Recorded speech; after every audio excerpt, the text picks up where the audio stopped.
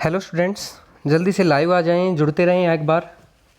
आज का जो हमारा सेशन रहेगा वो 1500 प्लस क्वेश्चन जो हमारे पॉलिटिकल साइंस के हैं उसी सीरीज को आगे बढ़ाते हुए आज हम तीसरी वीडियो के अंदर डिस्कस करने वाले हैं। तो सबसे पहला क्वेश्चन है, मैं क्वेश्चन पढ़ देता हूँ। पांडिचेरी के प्रशासक तथा अंडमान निकोबार द्वीप समूह के प्रशासकों को क्या कहा जाता है? तो इनको कहा जाता है माय डियर लेफ्टिनेंट गवर्नर, यानी कि उप राज्यपाल। तो जो भी आपके यूनियन टेरिटरीज हैं इनके क्या होते हैं, ये लेफ्टिनेंट गवर्नर होते हैं। तो चाहे वो अंडमान निकोबार हो, चाहे वो आपका चंडीगढ़ हो, चाहे आपका पांडिचेरी हो। तो अगर मैं बात करूं वर्तमान में इन पदों पर कौन है, तो अंडमान निकोबार द्वीप समूह के अंदर और पांडिचेरी के अंदर। तो सबसे पहले पांडिचेरी की मैं बात करूं तो यहाँ पे हैं जो आईपीएस हैं, किरण बेदी जी हैं, वो लेफ्टिनेंट गवर्नर हैं इस पद के ऊपर। और अंडमान निकोबार के अंदर हैं जो एडमिरल हैं वो हैं DK जोशी। ठीक है, तो यहाँ पे एडमिरल DK जोशी जी हैं अंडमान निकोबार द्वीप समूह के लेफ्टिनेंट गवर्नर, और पांडिचेरी के हैं आईपीएस किरण बेदी। तो उसके बाद हम नेक्स्ट क्वेश्चन की तरफ चलते हैं। एक बार जल्दी से जितने भी स्टूडेंट्स जुड़ गए हैं वो जल्दी से जल्दी चैनल को सब्सक्राइब कर लें, वीडियो को लाइक करें और ज़्यादा से ज़्यादा शेयर कर दें ताकि और बच्चे जुड़ जाएं। भाई आपका ये जो सेशन है ये बहुत ही अच्छा सेशन होने वाला है आप लोगों के लिए, वेरी वेरी इंपॉर्टेंट सेशन होगा। तो नेक्स्ट क्वेश्चन है, बिहार में लोकसभा तथा राज्यसभा के लिए कितनी सीट निर्धारित की गई है? तो बिहार के अंदर लोकसभा की जो सीटें हैं वो 40 सीट है और राज्यसभा की 16 सीट निर्धारित की गई है। अगर हम बात करें हरियाणा की, हरियाणा के अंदर लोकसभा की 10 सीटें निर्धारित की गई है और राज्यसभा की 5 सीटें निर्धारित की गई है, जबकि विधानसभा की 5 सीटें हैं आपकी जबकि विधानसभा की 90 सीटें हैं, राज्यसभा की 5 हैं और लोकसभा की 10 हैं। ठीक है, तो इस तरह से जो टोटल हमारे यहाँ से सदस्य चुन के जाते हैं तो वो कितने जाते हैं टोटल यहाँ पे? तो अगर MP की बात करें तो टोटल 15 MP जाते हैं, और अगर हम बात करें टोटल MLAs की तो 90 MLA जाते हैं। ठीक है, तो आप याद रखेंगे इस बात को। उसके बाद हम नेक्स्ट क्वेश्चन की तरफ चलते हैं। भारतीय संघ की कार्यपालिका का प्रधान राष्ट्रपति है और उसमें राष्ट्रपति की कार्यपालिका शक्ति निहित है। राष्ट्रपति इस शक्ति का प्रयोग किसकी सहायता से करता है? तो ये केंद्रीय मंत्रिमंडल की सहायता से प्रयोग करता है इस शक्ति का राष्ट्रपति। ठीक है, थोड़ा सा याद रखेंगे आप। उसके बाद हम नेक्स्ट क्वेश्चन की तरफ चलते हैं। नेक्स्ट क्वेश्चन है आपका, राष्ट्रपति कितने समय अंतराल के पश्चात वित्त आयोग का गठन करता है? तो वित्त आयोग का गठन प्रत्येक 5 वर्ष के बाद किया जाता है राष्ट्रपति के द्वारा। ठीक है, तो आप याद रखेंगे ये। हम बात कर रहे हैं नेक्स्ट क्वेश्चन की, विधानसभा के प्रारूपण समिति के अध्यक्ष डॉक्टर BR अम्बेडकर थे। इस समिति में सदस्यों की संख्या कितनी थी? टोटल 7 सदस्य हुआ करते थे इस समिति में। ठीक है, उसके बाद है संविधान के किस भाग में मौलिक अधिकार के प्रावधानों को शामिल किया गया है? तो प्रीवियस वीडियो अगर आपने देखी होगी तो ये क्वेश्चन वहाँ पे आया है, भाग 3 के अंदर है। जैसा कि मैंने आपको बताया था, भाग 3 में 12 से लेके 35 तक के अनुच्छेद का वर्णन मिलता है। संविधान में प्रेस की स्वतंत्रता का अलग से उल्लेख नहीं है। यह स्वतंत्रता किस अनुच्छेद में अंतर्निहित है? तो दोस्तों मैंने आपको बताया था, ये आपका भारतीय संविधान का भाग 3 ही है जिसके अंदर आपके मौलिक अधिकार हैं, उसी के अंदर है। अगर हम बात करें सबसे पहले तो यहाँ पे जो आपका अधिकार आता है तो ये आपका अधिकार आता है अनुच्छेद 19(1) के तहत। ठीक है, वेरी वेरी इंपॉर्टेंट है, थोड़ा सा आप याद रखेंगे। ठीक है, उसके बाद अगर हम बात करें राज्यसभा तथा लोकसभा के अंदर संयुक्त अधिवेशन की अध्यक्षता कौन करता है? तो लोकसभा अध्यक्ष करता है। यहाँ से वेरी वेरी इंपॉर्टेंट क्वेश्चन बताऊंगा मैं आपको। देखो, लोकसभा अध्यक्ष जो अध्यक्षता करता है उसका आर्टिकल है 118(4). ठीक है, वेरी वेरी इंपॉर्टेंट है। यानी कि जो लोकसभा अध्यक्ष अध्यक्षता करता है वो कौन से अनुच्छेद के तहत करता है? ये बातें हैं 118(4) के अंदर लिखी हुई। लेकिन राज्यसभा और लोकसभा के अंदर जो संयुक्त अधिवेशन की अध्यक्षता करता है लोकसभा अध्यक्ष, इस संयुक्त अधिवेशन को बुलाता कौन है? ठीक है, इस संयुक्त अधिवेशन को बुलाता कौन है? इसको बुलाता है भाई राष्ट्रपति। कौन बुलाता है? राष्ट्रपति। अब आपसे क्वेश्चन पूछ लिया जाए, जो संयुक्त अधिवेशन है, इस संयुक्त अधिवेशन का वर्णन कौन से आर्टिकल में है? तो संयुक्त अधिवेशन को राष्ट्रपति किस अनुच्छेद के तहत बुलाता है? अनुच्छेद 108 के तहत इसको बुलाता है, आहूत करता है। ठीक है, और इसकी अध्यक्षता जो होता है वो लोकसभा का अध्यक्ष करता है। और एक समय में लोकसभा का अध्यक्ष प्रेजेंट नहीं है तो अनुपस्थित है, तो फिर कौन करेगा? लोकसभा का उपाध्यक्ष करेगा। और मान के चलो लोकसभा का उपाध्यक्ष भी अनुपस्थित है, उस तिथि के अंदर कौन करेगा? उस तिथि के अंदर राज्यसभा का उपसभापति करेगा। ठीक है, राज्यसभा का कौन करेगा? उपसभापति। अब आप ये सोच रहे होंगे कि सभापति क्यों नहीं करेगा? बहुत अच्छा क्वेश्चन है, ये भी आपका सोचने का बनता भी है। क्योंकि ये राज्यसभा का सभापति इसलिए नहीं करेगा मेरे दोस्तों, क्योंकि वो राज्यसभा के सदन का सदस्य ही नहीं होता है। क्योंकि राज्यसभा का जो सभापति होता है वो उपराष्ट्रपति होता है, और राष्ट्रपति हो चाहे उपराष्ट्रपति हो, दोनों कोई भी किसी भी सदन के सदस्य नहीं होते। ठीक है, संसद का अभिन्न अंग है राष्ट्रपति, लेकिन सदन का सदस्य नहीं है, याद रखेंगे। और उपराष्ट्रपति ना सदन का सदस्य है ना ही संसद का अभिन्न अंग है, ठीक है, ये याद रखेंगे। उसके बाद है नेक्स्ट क्वेश्चन। अगर आपको क्वेश्चन का कंटेंट अच्छा लग रहा है एक बार जल्दी से लाइक कर दीजिए भाई, जितने बच्चे जुड़ गए हैं एक बार तो लाइक कर दिया करो साथ के साथ में, ताकि हमें थोड़ा सा मोटिवेशन मिले, हम आपको और अच्छी वीडियो प्रोवाइड करवा सकें। आगे देखो, संयुक्त संसदीय समिति के अध्यक्ष का मनोनयन किसके द्वारा किया जाता है? तो ये लोकसभा अध्यक्ष के द्वारा किया जाता है, ठीक है। उसके बाद हम बात करते हैं नेक्स्ट, धन विधेयक के संबंध में राज्यसभा को किस प्रकार का अधिकार है? तो धन विधेयक के संबंध में केवल सिफारिश कर सकती है राज्यसभा, ठीक है, सिफारिश कर सकती है, और उस सिफारिश को लोकसभा के ऊपर डिपेंड है कि वो माने या ना माने, ठीक है। ये मानना उसके लिए कोई ज़रूरी नहीं होता कि लोकसभा उसकी सिफारिश के ऊपर विचार करे, ठीक है। लोकसभा के निर्वाचन क्षेत्रों का परिसीमन कौन करता है? तो परिसीमन आयोग करता है, यानी कि जितने भी निर्वाचन क्षेत्र हैं कि कौन सा निर्वाचन क्षेत्र होगा कौन सा नहीं होगा, तो उनका जो भी निर्धारण होता है उनका परिसीमन आयोग के द्वारा ही किया जाता है। और जैसा मैंने आपको बताया था कि परिसीमन आयोग का गठन 1952 के अंदर किया गया था। इसकी पहली बैठक 1952 में हुई थी, दूसरी बैठक 1962 में, और तीसरी बैठक 1972 के अंदर हुई थी, और चौथी बैठक इसकी हुई थी 2002 में। उसके बाद परिसीमन आयोग नहीं बैठा है। अब जो परिसीमन आयोग बैठेगा वो 2026 के अंदर बैठेगा, ठीक है, 2026 के अंदर बैठेगा। 2001 के अंदर हुई थी। अगले 25 वर्षों के लिए इन्होंने क्या किया था, 2001 के बाद अगले 25 वर्षों तक परिसीमन आयोग नहीं बैठेगा, उस रिपोर्ट के अंदर कहा गया था। और ये जो 2001 के अंदर जो परिसीमन आयोग ने ये सीटें निर्धारित की थी, ये 1971 की जनगणना के आधार पर की थी, ठीक है, 1971 की जनगणना के आधार पर की गई थी ये सारी की सारी सीटें निर्धारित। उसके बाद अब नेक्स्ट कब बैठेगा? 2026 में, याद रखेंगे। भारत में उच्च न्यायालयों की संख्या कितनी है? तो मैं वर्तमान की अगर बात करूं, थोड़ा सा ये क्वेश्चन पुराना है, वर्तमान की अगर मैं बात करूं उच्च न्यायालयों की संख्या कितनी है, तो ये क्वेश्चन 24 + 1 हो गया, ठीक है, तो 25 हो गई। तो वर्तमान में भारत में जो उच्च न्यायालयों की संख्या है वो कितनी है? 25 है, थोड़ा सा याद रखेंगे। उसके बाद भारत में वर्तमान में कुल कितने राज्य हैं? तो ये क्वेश्चन भी थोड़ा सा पुराना है, क्योंकि इसके अंदर मैंने एडिटिंग नहीं की है ज़्यादा। तो अभी देखो, भारत में कुल कितने राज्य हैं? क्वेश्चन को थोड़ा ध्यान से समझना, बहुत अच्छे तरीके से समझाने की कोशिश करूँगा मैं आपको। आज मैं वर्तमान में बात नहीं करूँगा, पहले बात करूँगा 31 अक्टूबर की।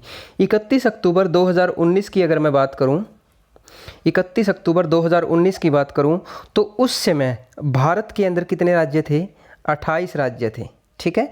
31 अक्टूबर 2019 को भारत के अंदर राज्य कितने थे? 28 राज्य थे। और केंद्र शासित प्रदेश कितने थे? 9 केंद्र शासित प्रदेश थे। 28 राज्य, 9 केंद्र शासित प्रदेश। जैसा कि आपको पता है, जम्मू कश्मीर को और जो लद्दाख है इनको क्या कर दिया था? यूनियन टेरिटरीज बना दिया था, क्योंकि 7 तो पहले ही आपके थे केंद्र शासित प्रदेश। इसके अंदर 2 केंद्र शासित प्रदेश जो जोड़े थे वो एक जम्मू कश्मीर था और एक लद्दाख था, तो इसलिए 9 हो गए थे। और ये राज्य 28 क्यों हो गए थे? पहले 29 थे, जम्मू कश्मीर को राज्य से हटा दिया था, इसीलिए 28 हो गए थे। लेकिन ये कब तक रहे? ये रहे भाई 26 जनवरी तक। कब तक रहे? 26 जनवरी 2020 तक रहे। अब 26 जनवरी 2020 को क्या हुआ ऐसा? 26 जनवरी 2020 को देखो, मैं बता देता हूँ एक बार, थोड़ा सा मार्कर चेंज कर लेते हैं। 26 जनवरी 2020 को जो आपका दादरा नगर हवेली और दमन दीव, ठीक है, दमन दीव, ये जो 2 आपके केंद्र शासित प्रदेश अलग अलग थे, इन दोनों को कंबाइन कर दिया गया, इन दोनों को इकट्ठा कर दिया गया। अब इनको इकट्ठा करने से क्या हो गया? देखो, इन दोनों को इकट्ठा करने से यानी कि जो 9 केंद्र शासित प्रदेश थे वो कितने रह गए? 26 जनवरी के बाद 8 रह गए। और अगर हम बात करें राज्यों की, राज्य 28 ही हैं। तो अब मैं वर्तमान की बातें बताना चाहूँगा आपको। देखो, तो वर्तमान की बात बताने से दोबारा एक बार पहले बता देता हूँ भाई, 31 अक्टूबर 2019 से पहले भारत के अंदर क्या था? भारत के अंदर 29 राज्य थे और 7 केंद्र शासित प्रदेश थे 31 अक्टूबर 2019 से पहले, यानी कि 30 अक्टूबर तक। 31 अक्टूबर को क्या हो गया? 31 अक्टूबर को राज्य तो हो गए 28 और केंद्र शासित प्रदेश हो गए 9, ठीक है। फिर ये 26 जनवरी तक रहे। 26 जनवरी के बाद 27 जनवरी की मैं बात करूं तो 27 जनवरी से 8 तो हमारे केंद्र शासित प्रदेश रह गए हैं और 28 हमारे राज्य रह गए हैं। तो अभी वर्तमान की हम बात कर रहे हैं, ठीक है। तो भारत में वर्तमान में कुल कितने हैं? कुल कितने राज्य हैं? तो भारत में कुल कितने राज्य हैं भाई? तो यहाँ पे हम लिखेंगे भाई 28 राज्य हैं, ठीक है, भारत में, और 8 केंद्र शासित प्रदेश हैं, ठीक है, याद रखेंगे, वेरी वेरी इंपॉर्टेंट है भाई। यदि कोई व्यक्ति, अगर आपने देखो इस क्वेश्चन का जवाब सुन के अगर आपका दिल के अंदर थोड़ी सी सेटिस्फेक्शन मिली है, अगर आपको कंटेंट रियल में अच्छा लगा है कि हाँ कुछ अच्छी चीज़ें हैं, तो एक बार जल्दी से लाइक कर दीजिए भाई, जल्दी से एक बार लाइक कर दीजिए। आपके लाइक से हमें मोटिवेशन मिलता है। देखो आप लाइव ज़्यादा हो और लाइक अभी तक हुए नहीं है, तो लाइक थोड़ा सा कर दिया करो, ठीक है, और शेयर भी कर दिया करो साथ के साथ में।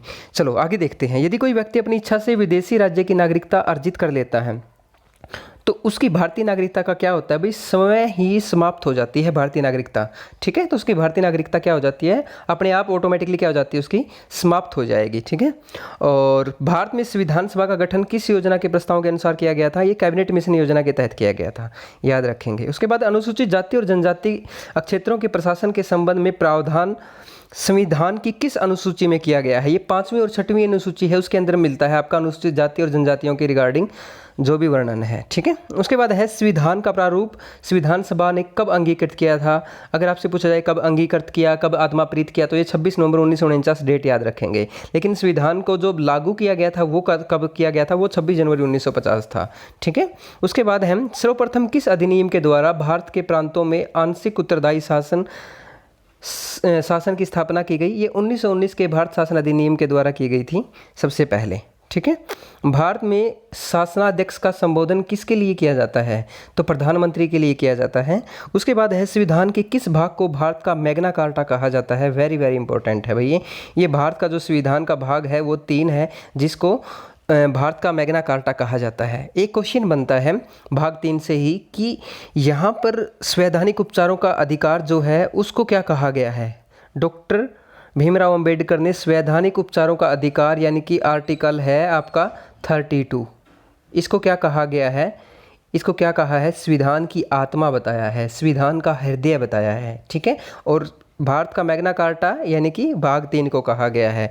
और अगर आपसे पूछा जाए कि लघु संविधान, ठीक है, लघु संविधान किसको कहा गया है, तो मिनी कॉन्स्टिट्यूशन किसे कहा गया है, वो कहा गया है 42वां संविधान संशोधन को, ठीक है। अगर आपने ये सारी चीज़ें देखनी है भाई, इसके लिए हमारी प्रीवियस वीडियो देखिए, उसके अंदर बहुत अच्छे तरीके से मैंने एक्सप्लेन किया है क्यों कहा जाता है, ठीक है, ये सारी बातें। फिर हम बात कर रहे हैं नेक्स्ट क्वेश्चन की। विधान परिषद में सर्वप्रथम किस अधिनियम के अंतर्गत भारतीयों को प्रतिनिधित्व दिया गया था, तो 1909 के अधिनियम के अंतर्गत दिया गया था, ठीक है। मार्ले मिंटो सुधार आपने नाम सुना होगा, तो आप ये इंपॉर्टेंट क्वेश्चन है जो वेरी वेरी आपके एग्जाम्स के अंदर रिपीटेड क्वेश्चन होते हैं। फिर हम बात करते हैं 15 अगस्त 1947 और 26 जनवरी 1950 के मध्य भारत का राजनीतिक दर्जा क्या था। उस समय क्या था, ब्रिटिश राष्ट्रकुल का एक अधिराज्य था, ठीक है। उसके बाद हम बात करते हैं किसकी अनुमति से कोई भारतीय नागरिक विदेशी सरकार से कोई उपाधि या सम्मान प्राप्त कर सकता है, तो भारत के राष्ट्रपति की अनुमति से। मैंने बताया था अनुच्छेद 18 जो है इसके अंदर उपाधियों का अंत दिया गया है और कौन कौन सी उपाधियों का अंत दिया गया है, ये प्रीवियस वीडियो मैंने मेरे ख्याल से बहुत अच्छे से बता रखा है, तो बार बार हम इस क्वेश्चन को यहाँ पे रिपीट नहीं करेंगे, आगे चलते हैं, ठीक है। संविधान के किस संशोधन द्वारा मौलिक अधिकारों की संख्या घटा दी गई है, 44वें संविधान संशोधन के द्वारा 1978 के अंदर जो हुआ था, तो इसके अंदर मौलिक अधिकारों की संख्या घटा दी गई है, थोड़ा सा आप याद रखेंगे। उसके बाद है राजस्थान उच्च न्यायालय कहाँ स्थित है, तो राजस्थान का जो उच्च न्यायालय है वो जोधपुर के अंदर है, ठीक है। तो इस तरह से देखो उच्च न्यायालयों से रिलेटेड क्वेश्चन अच्छे अच्छे बनते हैं। अब देखो अगर आपसे पूछा जाए कि भाई आपका मध्य प्रदेश है, MP, ठीक है, मध्य प्रदेश का कहाँ पे है, अब मध्य प्रदेश का बहुत सारे बच्चे गलत कर देते हैं, ठीक है, तो इसीलिए आप लोगों का ये क्वेश्चन है, ठीक है। आप इस क्वेश्चन का आंसर करें हमें भाई, जो भी कैंडिडेट अभी वीडियो देख रहे हैं जल्दी से कमेंट करके बताएं कि मध्य प्रदेश का जो हाई कोर्ट है वो कहाँ पे है, वेरी वेरी इंपॉर्टेंट है, ठीक है। तो आप इसके अंदर गलती करने के चांस ज़्यादा है, बहुत सारे बच्चों ने अभी भोपाल लिख दिया तो वो गलत हो जाएगा, ठीक है। तो आप थोड़ा सा देखेंगे मध्य प्रदेश का है, जैसे उत्तर प्रदेश का है, इनका क्या है खुद की कैपिटल में नहीं है, तो इसीलिए हम गलती करते हैं, यहीं पे सबसे ज़्यादा गलती होती है, तो ये थोड़ा सा आप ध्यान रखेंगे। उसके बाद हम बात कर रहे हैं नेक्स्ट क्वेश्चन की तरफ। भारत के प्रथम मुख्य चुनाव आयुक्त कौन थे, सुकुमार सेन थे प्रथम मुख्य चुनाव आयुक्त। भारत की सर्वोच्च विधि है संविधान है, भारत की जो सबसे सर्वोच्च विधि है। समान न्याय और निःशुल्क विधि सहायता का प्रावधान संविधान के किस अनुच्छेद में है, अनुच्छेद 39A में है। अभी कुछ बच्चे सोच रहे होंगे कि मैं आपके कमेंट नहीं ले रहा, कमेंट आपके हैं, मैं ओरली नहीं ले पाऊंगा क्योंकि यहाँ पे फिर ऐसी फैसिलिटी नहीं है। जो आपको कमेंट दिए गए हैं वो उन कमेंट का आंसर मैं आंसर के रूप में यानी कि लिखित रूप में ही दूंगा, ओरली किसी भी बच्चे का यहाँ पे नेम भी अनाउंस नहीं हो पाएगा। क्योंकि अगर आप ये सोच रहे हो कि मेरा नाम नहीं अनाउंस किया गया है, ऐसे है, तो थोड़ा सा आप इस बात को लेके अपने मन को मायूस मत करें, क्योंकि आपका जो कमेंट होगा वो हमारे लिए सर्वोपरि है और उसको हम लिखित रूप में ही आंसर देना अच्छा रहेगा, क्योंकि कभी भी इस वीडियो को बाद में भी देखा जाएगा, कोई भी देखेगा तो उसको थोड़ा सा डिस्टर्बेंस क्रिएट नहीं होगी। ठीक है। भारतीय संविधान की किस संघ और राज्यों के बीच शक्ति विभाजन की विधि किस देश के संघ की प्रेरणा पर आधारित है? ये कनाडा पर आधारित है। ठीक है। अगर आपसे पूछा जाए कि भारतीय संविधान को संघ और राज्यों के बीच जो शक्ति है, जो 7वीं अनुसूची के अंदर वर्णन मिलता है भाई, जो शक्तियां डिवाइड की गई हैं, तो वो उसकी बात हो रही है यहाँ पे। प्रीवियस वीडियो में हमने आपको बताया था कौन कौन सी शक्तियां थी और उसके बारे में बताया था कि 5 विषय कौन कौन से थे। ठीक है। तो वो सारे हमने प्रीवियस वीडियो में जिक्र कर रखा है, तो एक बार आप पूरी सीरीज देखते आएँ ताकि आप लोगों का जो भी डाउट है, कोई भी एग्जाम हो तो सारे क्वेश्चन आपके क्लियर हों। संसद का अधिवेशन प्रारंभ होने के कितने दिन पश्चात अध्यादेश अप्रभावी हो जाता है? यदि इस बीच संसद का एक प्रस्ताव द्वारा उस पर अपनी स्वीकृति न दे तो 6 सप्ताह के लिए टाइम पीरियड होता है, उसके बाद क्या हो जाता है? ये अप्रभावी हो जाता है। ठीक है। भारतीय संविधान का कौन सा अनुच्छेद राज्य सरकार को ग्राम पंचायतों को संगठित करने का आदेश देता है? वेरी वेरी इंपॉर्टेंट है ये, अनुच्छेद 40 है। ठीक है। ये भाग 4 के अंदर आता है, तो भाग 4 के अंदर आपके जो अनुच्छेद आते हैं वो 36 से 51 तक आते हैं। ठीक है, याद रखेंगे आप। भारतीयों को सत्ता के हस्तांतरण का उल्लेख सर्वप्रथम कब किया गया था? ये क्रिप्स प्रस्ताव के द्वारा किया गया था 1942 के अंदर। उसके बाद है ब्रिटिश संसद के लिए चुने जाने वाले प्रथम भारतीय जो थे, दादा भाई नौरोजी थे, the great old man of India. ठीक है। आपको बताया था दादा भाई नौरोजी से अच्छे क्वेश्चन बनते हैं। भारतीय राष्ट्रीय कांग्रेस अधिवेशन के दौरान भी बताया था मैंने आपको, याद होगा आपको। भारत की स्वतंत्रता के समय भारतीय राष्ट्रीय कांग्रेस का अध्यक्ष कौन था? तो ये उस समय थे JB कृपलानी जी। ठीक है, याद रखेंगे आप, JB कृपलानी। यह कथन किसका है कि भारत का संविधान संघीय कम है और एकात्मक अधिक है? तो KC वहीयर का है। ये KC वहीयर का ये आपका कथन है कि भारत का संविधान संघीय कम है और यह एकात्मक अधिक है। एशियाई विकास बैंक यानी कि ADB का मुख्यालय आपको पता है फिलीपींस के मनीला शहर में है, तो वेरी वेरी इंपॉर्टेंट है, बहुत बार एग्जाम के अंदर बना है ये। बीरर बॉन्ड स्कीम का उद्देश्य क्या है? ये काले धन की निकासी के लिए है। ठीक है, बीरर बॉन्ड स्कीम, BBS। उसके बाद है ब्याज दर किस नीति से संबंधित है? तो मौद्रिक नीति से संबंधित है ब्याज दर आपका। उसके बाद राष्ट्रीय विकास परिषद का गठन कब किया गया था? ये 1952 में किया गया था। शेयर बाजार में अल्फा फैक्टर का क्या अर्थ होता है? शेयर बाजार में अल्फा फैक्टर का अर्थ है दोस्तों वह अवधारणा जो किसी शेयर को अंतर्निष्ठ अस्थिरता का मापन करती है। ठीक है, तो थोड़ा सा आप इसको देख लेंगे। उसके बाद है आपके कुछ इकोनॉमिक्स के क्वेश्चन गलती से हो गए हैं आपके इसके अंदर, लेकिन आपके एग्जाम्स के लिए इंपॉर्टेंट है। जो प्रीवियस एग्जाम में पूछे गए हैं वही क्वेश्चन है इस वीडियो के अंदर, ऐसा एक भी क्वेश्चन नहीं है जो प्रीवियस एग्जाम में ना आया हो। अब देखो, किस अधिनियम के द्वारा भारत में वर्ग, जाति, धर्म आदि के आधार पर पृथक निर्वाचन क्षेत्र बनाने का प्रावधान किया गया है? तो ये भारत सरकार का अधिनियम 1909 है, मार्ले मिंटो सुधार, जैसा ऊपर आया था ये क्वेश्चन। ठीक है। अंतर्जातीय परिषद के संबंध में उपबंध संविधान के किस अनुच्छेद में वर्णित है? तो अनुच्छेद 263 के अंदर है ये वर्णित। उसके बाद है नेक्स्ट क्वेश्चन, सरकारी उपक्रम समिति यानी कि वित्तीय जो समिति होती हैं, इसके अंदर कुल 22 सदस्य होते हैं, 15 लोकसभा से होते हैं और 7 राज्यसभा से होते हैं। ठीक है, तो ये पूछ लिया जाता है कि लोकसभा और राज्यसभा से कितने सदस्य होते हैं? तो लोकसभा से 15 होते हैं, जबकि राज्यसभा से 7 होते हैं, तो याद रखेंगे। उसके बाद है राजस्थान उच्च न्यायालय एवं इलाहाबाद उच्च न्यायालय की स्थापना किस वर्ष हुई थी? अब देखो, एक क्वेश्चन का आंसर तो आपको यही मिल गया। राजस्थान उच्च न्यायालय की जो स्थापना और इलाहाबाद उच्च न्यायालय की स्थापना जो है वो 1949 और 1866 के अंदर हुई थी। अब इलाहाबाद कहाँ पे है? यूपी में है, यानी कि यूपी का जो हाई कोर्ट है वो कौन से डिस्ट्रिक्ट के अंदर है? तो आप कह सकते हो इलाहाबाद में है। कई बच्चे सोच रहे होंगे यूपी की राजधानी तो लखनऊ है, लखनऊ में क्यों नहीं है? ठीक है, तो थोड़ा सा आपका ये डाउटफुल रहता है। अभी मैं आपको मध्य प्रदेश वाला भी बता देता हूँ, अगर आपने कमेंट कर दिया अच्छी बात है। देखो, MP का जो आपका है वो है जबलपुर में। ठीक है, जबलपुर में। तो इस तरह से कुछ याद रखेंगे आप। और अगर आपकी से बात की जाए राजस्थान है, तो राजस्थान का कहाँ पे है? राजस्थान की जैसे राजधानी कौन सी है? जयपुर है, लेकिन जयपुर में नहीं है ये। ठीक है, तो जयपुर में नहीं है आपका राजस्थान का, तो राजस्थान का जोधपुर में है। जयपुर की बजाय कहाँ पे है? जोधपुर में है, तो याद रखेंगे आप। ठीक है, उसके बाद है आपका किस संविधान संशोधन के द्वारा राष्ट्रपति, प्रधानमंत्री एवं लोकसभा के निर्वाचन संबंधी विवाद न्यायालय के क्षेत्राधिकार से बाहर किया गया है? तो 39वां जो संविधान संशोधन है उसके तहत 1975 के अंदर। ठीक है, भारतीय संविधान के किस अनुच्छेद में प्रेस की स्वतंत्रता से संबंधित बात वर्णित है? तो अनुच्छेद 19 के बारे में मैंने आपको बताया था। अनुच्छेद 19 के अनुसार क्या है? प्रेस की स्वतंत्रता का वर्णन है। राष्ट्रपति किस सूची के विषय पर अध्यादेश जारी नहीं कर सकता? राज्य सूची के विषय पर नहीं कर सकता राष्ट्रपति। ठीक है, फिर हम बात करते हैं सर्वप्रथम किस राज्य में लोक अदालत आयोजित की गई थी गुजरात में। अगर आपसे पूछा जाए भाई राज्य सूची के विषय कितने हैं, जैसे पहले 52 होते थे राज्य सूची के विषय, अब कितने घट गए हैं, घट के कितने हो गए हैं, 47 हो गए हैं। तो थोड़ा सा याद रखेंगे कि राज्य सूची के जो विषय हैं वो कितने हैं। ठीक है, आगे बात करते हैं हम। 42वें संशोधन द्वारा संविधान के किस अनुच्छेद में मौलिक कर्तव्यों को जोड़ा गया है?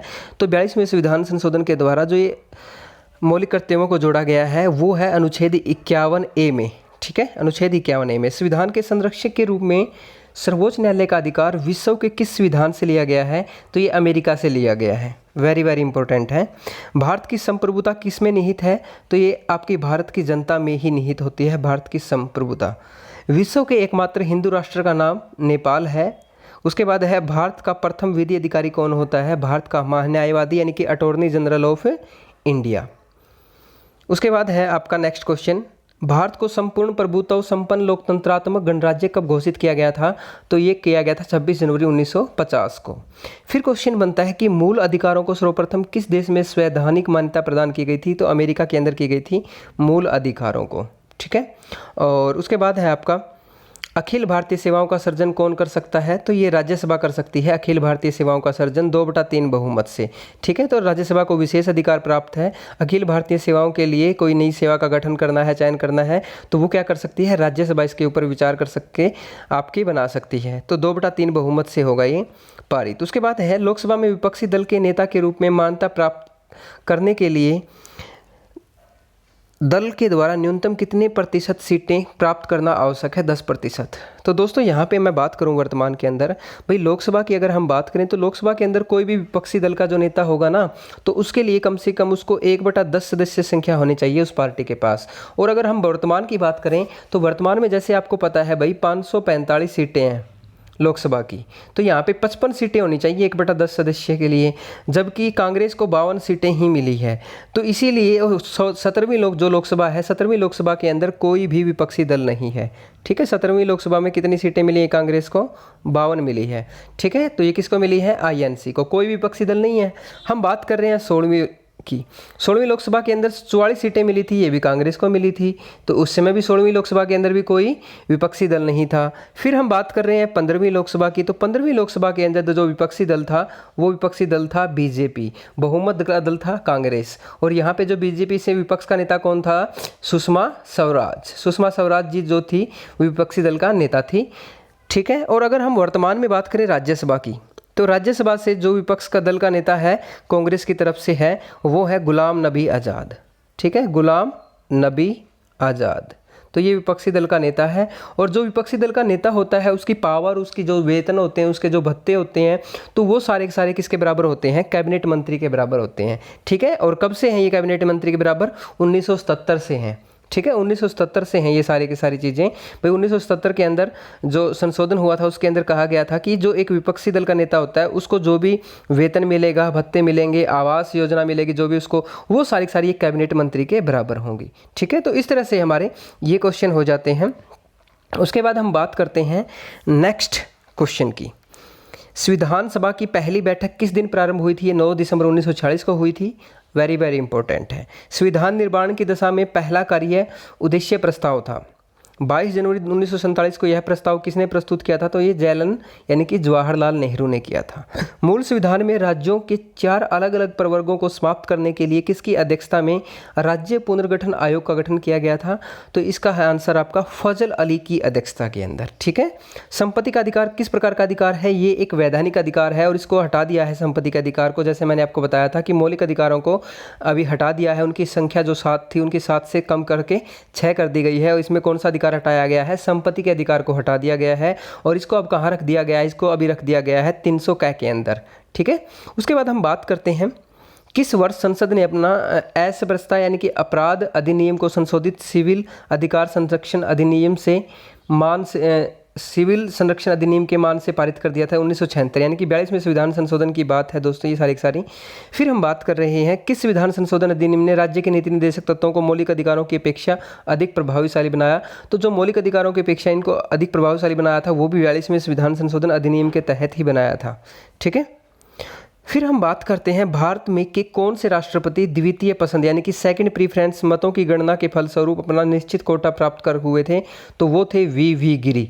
तो वी गिरी एकमात्र ऐसे राष्ट्रपति थे जिनको द्वितीय पसंद यानी कि सेकंड प्रीफरेंस के अकॉर्डिंग मतों की गणना के फलस्वरूप अपना निश्चित कोटा प्राप्त किया गया था, वी गिरी। ठीक है, हम बात कर रहे हैं नेक्स्ट, संविधान के किस अनुच्छेद के अंदर वित्तीय आपातकाल की व्यवस्था की गई है? तो 360 के अंदर की गई है। देखो दोस्तों, एक 352 होता है, ठीक है, इमरजेंसी के अकॉर्डिंग, ठीक है, राष्ट्रीय आपातकाल लगता है, और 356 के अंदर राष्ट्रपति शासन लगता है, और 360 के अंदर वित्तीय आपातकाल लगता है। ठीक है, ये वित्तीय आपातकाल होता है, ये राष्ट्रपति शासन होता है, और ये इमरजेंसी यानी कि राष्ट्रीय आपातकाल होता है आपका। उसके बाद है नेशनल इमरजेंसी वाला 352 था, याद रखना। 356 में आपका प्रेसिडेंट रूल यानी कि राष्ट्रपति शासन, और 360 में वित्तीय आपातकाल फाइनेंस इमरजेंसी। उसके बाद है भारतीय संविधान कौन सी नागरिकता प्रदान करता है? एकल नागरिकता प्रदान करता है भारतीय संविधान, याद रखेंगे आप, यानी कि हम सब सबसे पहले क्या है, भारतीय हैं। ग्राम पंचायती राज व्यवस्था का उद्घाटन पंडित जवाहरलाल नेहरू ने 2 अक्टूबर 1959 को किस स्थान पर किया गया था? तो ये किया गया था भैया आपका नागौर राजस्थान के अंदर। इससे आपको एक और क्वेश्चन याद आ गया, मैं बता देता हूँ एकल नागरिकता के संदर्भ में। जैसे अगर आपसे पूछा जाए कि एकल नागरिकता आपके भारत की है, अगर आपसे पूछा जाए कि एकल के बजाय जो आपकी दोहरी नागरिकता है वो कौन से देश की है, तो यूएसए की अगर मैं बात करूँ तो यूएसए की दोहरी नागरिकता है। तो यूएसए का जो भी सदस्य होता है ना, वो कैसे होता है, जैसे मान के चलो उसके कोई स्टेट है और फिर वो आपका देश है, तो पहले वो स्टेट का होगा और फिर वो देश का होगा, इस तरह से होता है वो। ठीक है, यानी कि वो स्टेट का अलग से उसके पास सिटीजनशिप होगी और आपकी देश की अलग से सिटीजनशिप होगी। तो यूएसए के अंदर दोहरी नागरिकता है। और जबकि मैं स्विट्जरलैंड की बात करूं तो स्विट्जरलैंड के अंदर तिहरी नागरिकता है। ठीक है, तिहरी नागरिकता है। तो थोड़ा सा आप याद रखेंगे इन चीज़ों को भी। उसके बाद है लोकसभा के कोरम की कुल सदस्य संख्या कितना होती है? तो कोरम का मतलब पूछा जाए या आपसे पूछा जाए गणपूर्ति, तो लोकसभा की कोरम या गणपूर्ति की जो सदस्य संख्या का कितना प्रतिशत होता है? ये 1/10% होता है भाई, यानी कि टोटल जो सदस्य हैं उनका 1/10 होता है। तो इस तरह से आपकी इस वीडियो के हमने क्वेश्चन किए हैं। तो एक बार जल्दी से जितने भी फ्रेंड्स हैं भाई वीडियो को लाइक कर दें, एक बार जल्दी से जितने फ्रेंड्स जुड़े हुए हैं ज़्यादा से ज़्यादा लाइक कर दें, शेयर कर दें एक बार। तो आज का सेशन के अंदर अगर आपको जो भी डाउट है, जो भी क्वेश्चन है, एक बार जल्दी से आप कमेंट करें हमें, हम आपके सारे के सारे कमेंट अभी लेंगे। तो जो भी आप कमेंट करेंगे उन सभी क्वेश्चन के आपको आंसर मिलेंगे। ठीक है, तो जल्दी से कमेंट कीजिए, लाइक कीजिए, शेयर कर दीजिए। तो आज हम इस सेशन को यहीं समाप्त करेंगे। तो हमारी ये तीसरी वीडियो कंप्लीट हो गई है 1500 प्लस क्वेश्चंस की। उम्मीद करता हूँ कंटेंट आपको अच्छा लग रहा होगा। जल्दी से बताएं आपको कंटेंट कैसा लग रहा है, एक बार जल्दी से बताएं भाई कंटेंट कैसा लग रहा है आपको। ठीक है, ओके, तो ओके, आज की वीडियो में इतना ही। मिलते हैं नई वीडियो के अंदर, तब तक have a good night, thank you.